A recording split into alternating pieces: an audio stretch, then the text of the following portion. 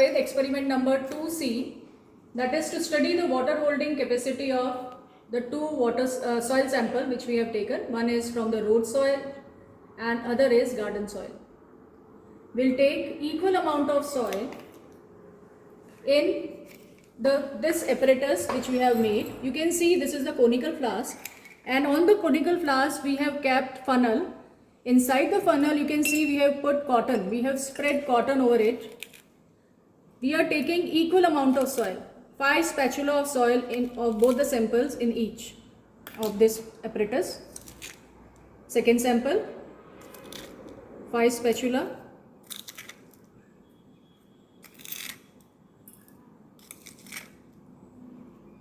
This is to test the water holding capacity of different soil.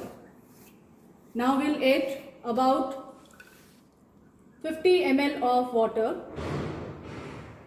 in these samples. We'll add about 50 ml of water in these samples. Pour over the soil. You will see water will start percolating down.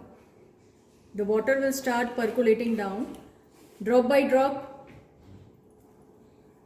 Similarly, in the second sample also we'll pour 50 ml of water, equal amount of soil and equal amount of water we are taking.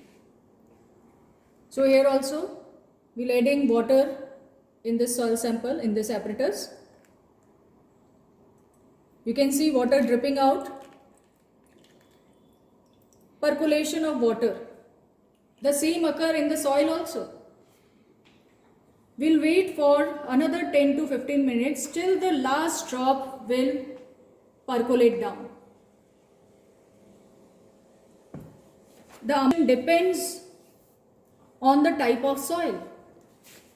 Sandy soils, they have least water holding capacity, but the water percolation capacity is high. Whereas clay soil has more water holding capacity, but the percolation rate is less.